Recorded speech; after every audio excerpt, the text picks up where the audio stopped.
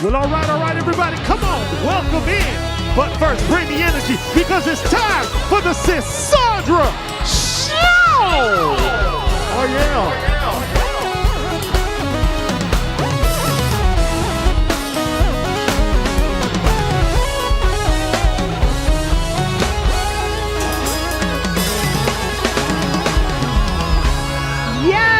Hello, everyone. Welcome to the Cassandra Show. I need y'all to go ahead and make some noise for my band, your band, the baddest band in the land for the culture.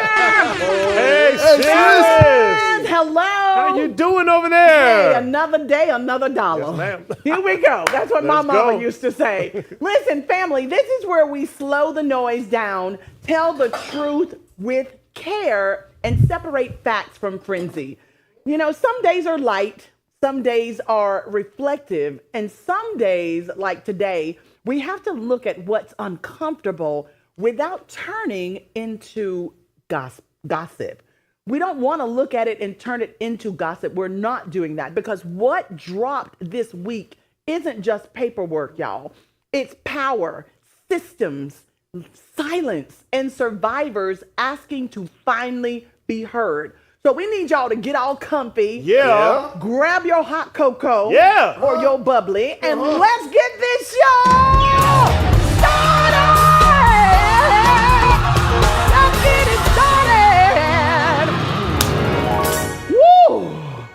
Okay. Family, I need y'all to come on in. Come on in. Come on in my living room and sit close because this Epstein file drop got the internet acting like it's a group chat with no adult supervision. Lord, help us all, to right? say the When I least. tell you, Yeah. and at this point, all we can do is say what? Fix it, Jesus. Woo! Well, it's gonna take a lot to unpack this. Yeah. So first things first, everybody just take a deep breath. Is that enough? I don't know. Let's see. Because In nomine Patris et Filii et Spiritus Sancti. Nam Yoho Rengekyo.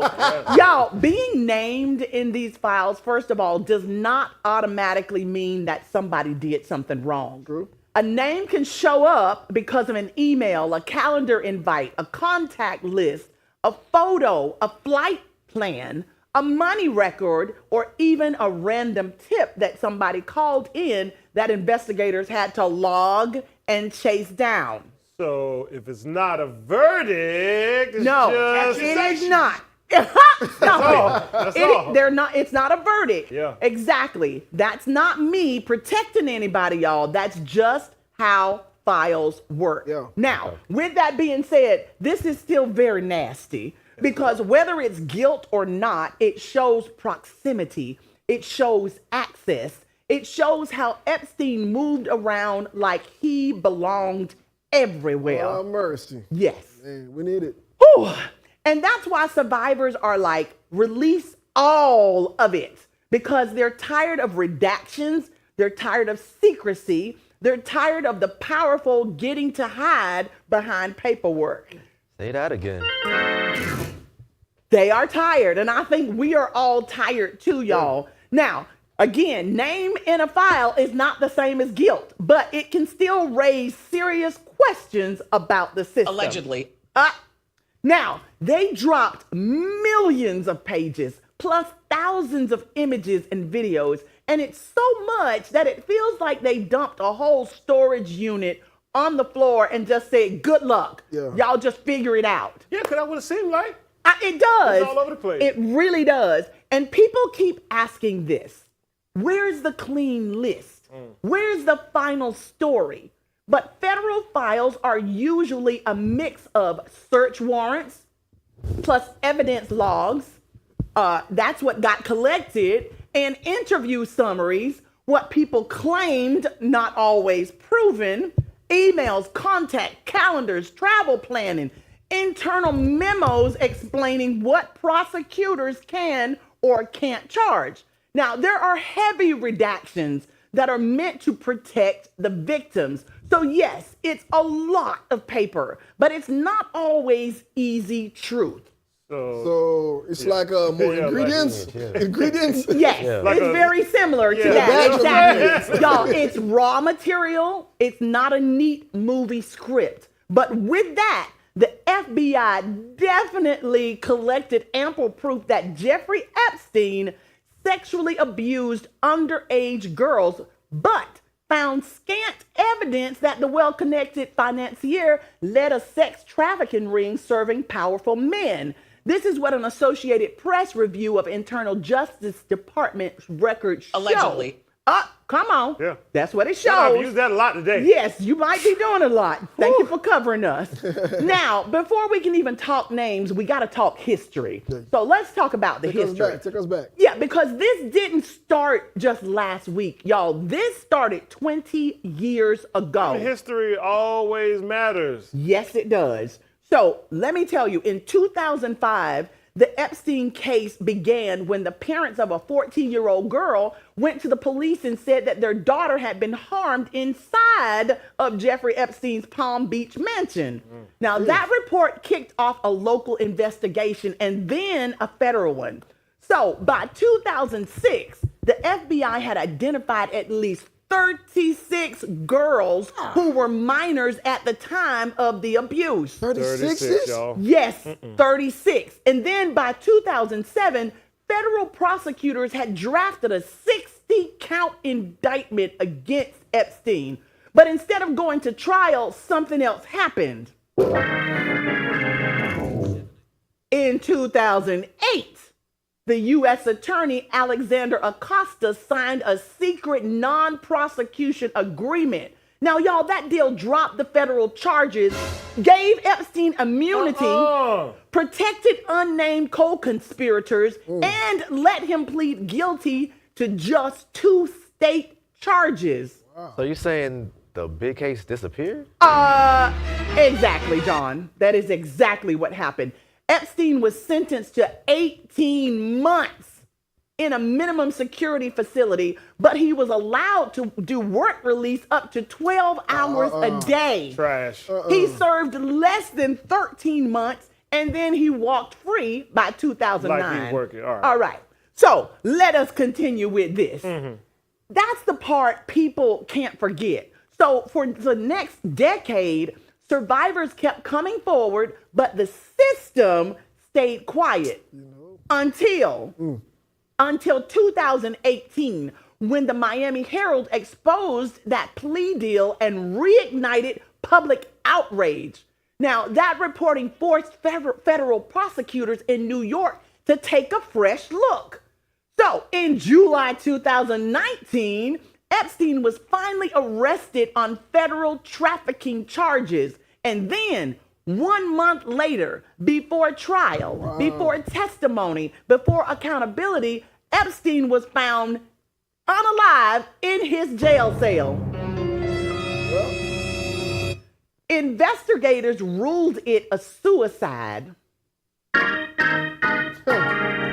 So, the main defendant, the alleged culprit. Well, I ain't saying alleged for Jeffrey himself. Yes. Other people maybe they'll get the But alleged. he definitely, But him, yes. the main culprit he's not Out here. of the picture, right? Yeah, he Yes, can't so talk. y'all got it. They Y'all say dead man tell no following, tales. That's what they you're say. following the timeline. Yeah, Because a lot of people is like, when did this happen? Where did this come from? Y'all, it's been going on for a long time. Now, what we just discussed, it really matters, but the case didn't end there when he died. In 2020, prosecutors charged Ghislaine Maxwell, Epstein's longtime associate. Associate is a nice word. They call her a madam in most of the things that I've read, for recruiting minors and facilitating abuse. Now, she was convicted in 2021 and sentenced to 20 years in prison in 2022.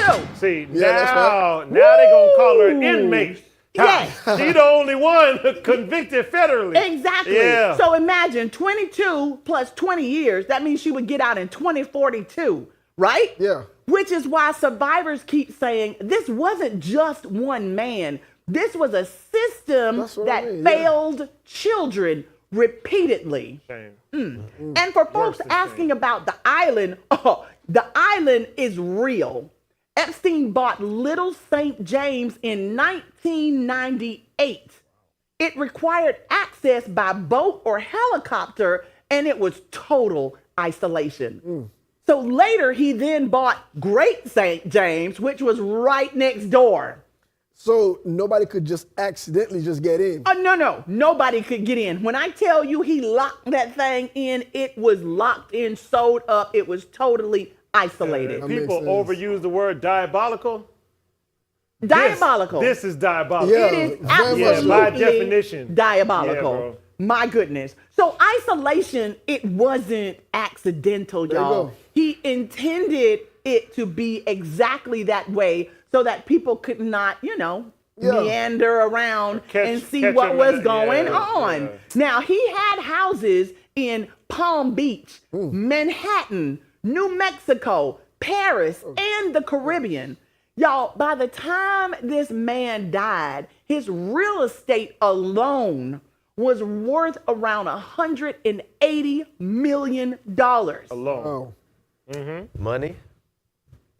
Yeah, Power. that was money. And silence. Yes, money, power, silence. He had it all. And he had it seems like he had so many people in his pocket or in his circle that nobody wanted. They had access. Yes. And proximity. And that's why we're here. Proximity. And that's why we're here today. Yeah. Now, we talked a little bit earlier about Ghislaine Maxwell, right? I believe it was yesterday that she had to go before, I think, Congress and testify. And she did the same thing that Epstein did many years ago when they questioned him. He pleaded the fifth. I hate that. I mean, that's what it's there for. It's one of our constitutional rights, right? Yeah. So she pleaded the fifth, and then she says that she will make sure she testifies properly, or however she said it, if Trump will give her immunity. You know what? I plead the fifth. So this sounds like somebody is leveraging their... Oh, yes. I mean, if you had 20 years in prison, she should stay under the prison for what she did. Exactly. But if it's going to bring everybody else to justice, sometimes the courts tend to lean in that direction so you can get them to testify and tell everything that really happened. So at this point, she's testifying. She's saying that she's pleading the Fifth Amendment. So the most important context, y'all, isn't the famous names. It's the survivors. What records and survivor advocates keep emphasizing is this. The victims were minors.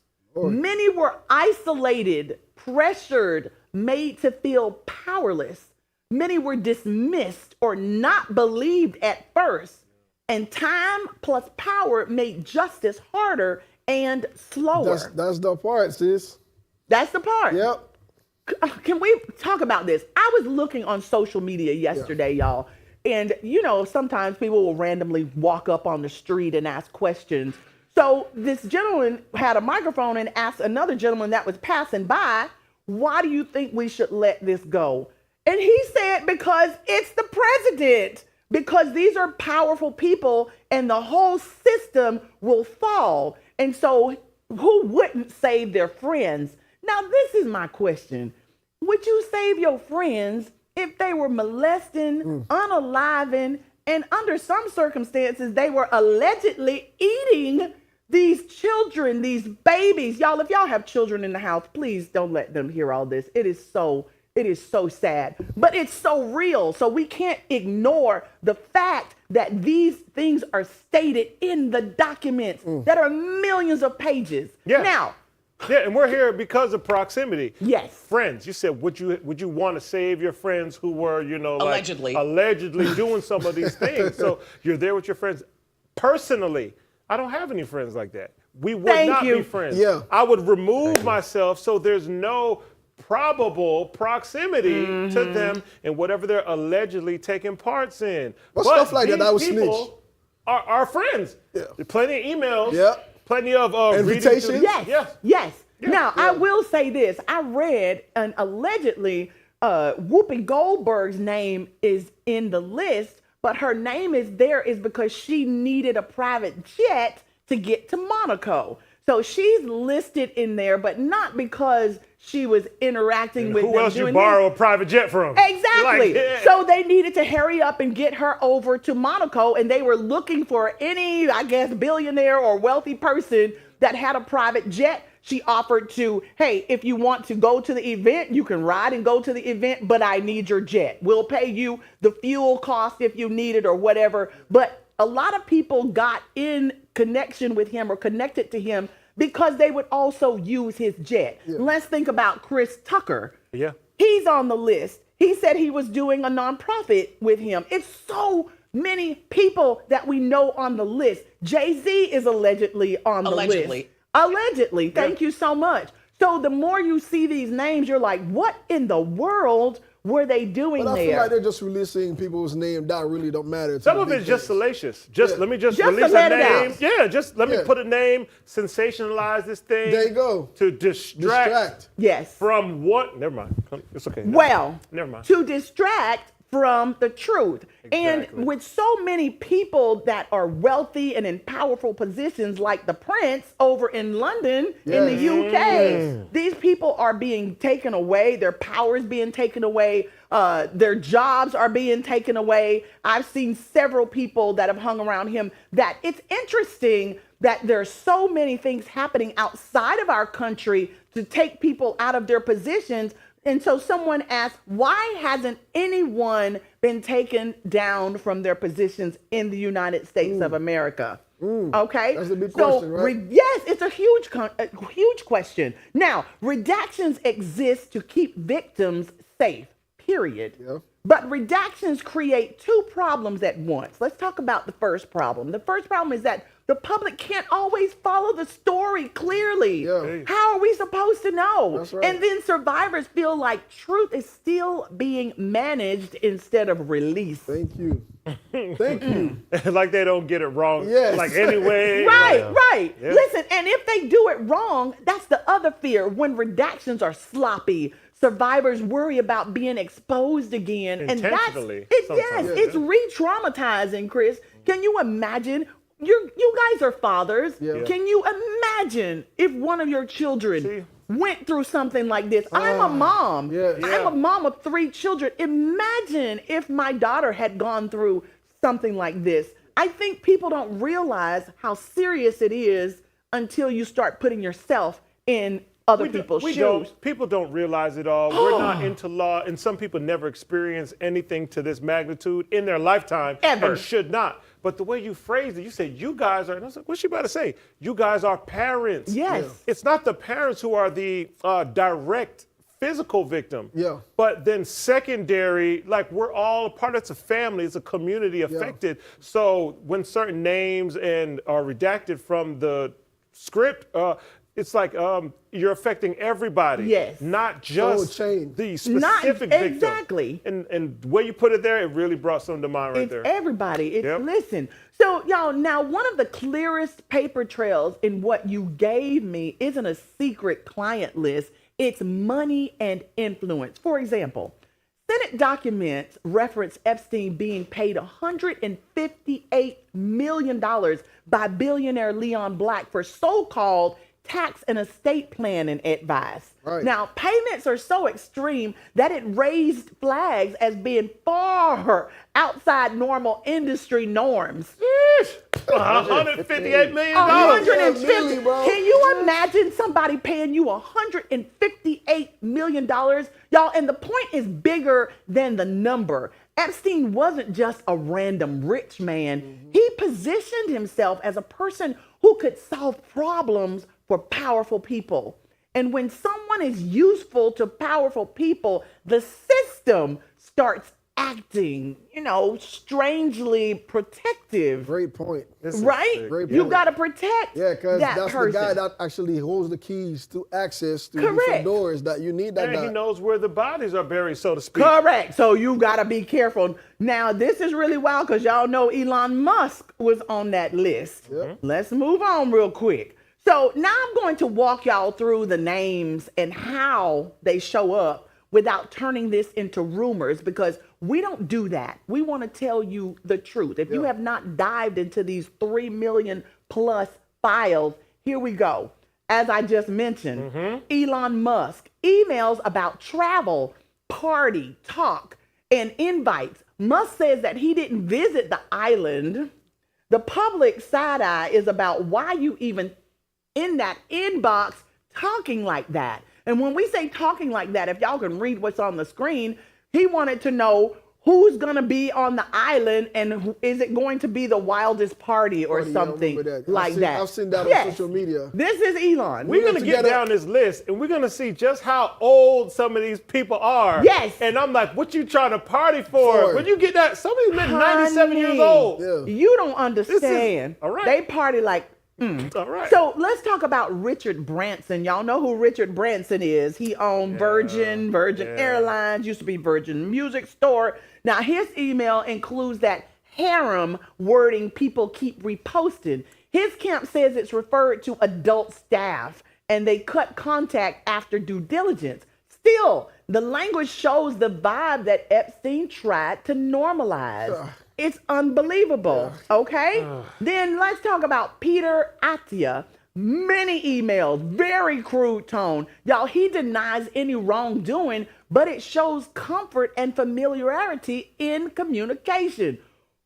Stop it. Do y'all know who Deepak Chopra is? Did I say that right? Now, see, I'm glad you stopped there. I first heard of him in a Kanye West lyric years ago. Yes. And I didn't know what he was talking about, but after this dive we took today, I'm like, man, this thing just goes on and on and on. It seems like if you were not partying with Epstein, you were not partying. So the emails with Deepak was like a casual tone, and then Noam Chomsky emails that appear like advice on handling media coverage, but the concern is whether his reputation was being used to soften public perception.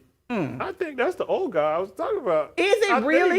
Yeah, it's crazy. Well, then how old is Bill Gates? Because his name was on there too. Yeah. And his wife left him. We don't know if that was the exact reason, but when we hear her speaking now, it seems like the reason she left him is because she found out his name was on this list. And honey, she is absolutely disgusted that her husband was there. See, that's how you remove yourself from close proximity.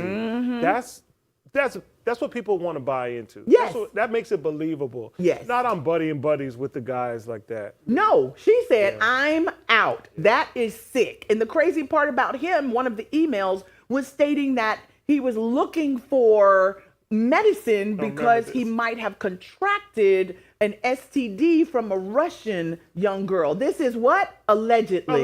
Thank you very much. All right, so y'all, did not Roseanne Barr try to warn us a long time ago? I was watching a video with her of her today on social media, and she was clearly talking about this a long time ago. She said you would not believe that they are doing this to babies, the cannibalism, all of this stuff. And she said, I know y'all think I'm crazy, but I'm not. And guess what? I think that we owe her an apology. Yes, I think so. That's what social media is saying. Like, we owe this woman an apology. She told us all of this years ago. That's the reason and they took away her voice. Yes. They try to cancel her before cancel culture. Exactly. So, y'all, this story is not about celebrity bingo. It's who's famous and named. This is just crazy to even see something like this happening in our lifetime. But these are questions. Why did Epstein avoid accountability for so long? Who protected systems that failed children repeatedly? Why is transparency still partial after decades? Why do survivors still have to fight to be believed and protected? Y'all should have learned from Cassie. Come on. We didn't believe her initially, and then look. So all these survivors are saying this, and all we can say to this is what, guys? Fix it, Jesus! Woo-hoo! Because that's the whole truth and nothing but the truth. Y'all, we're debating names while survivors are still trying to get full truth, full accountability, and full peace. So yeah, a lot of big names are in these files, and no, a name alone is not a conviction. But yes, it raises real questions about access, protection, and how predators move through elite spaces. Until tomorrow, we'll be right back here on the Sasandra Show. God bless you. Thank y'all for stopping by. Come on. Before we go, just scan that QR code at the bottom of your screen.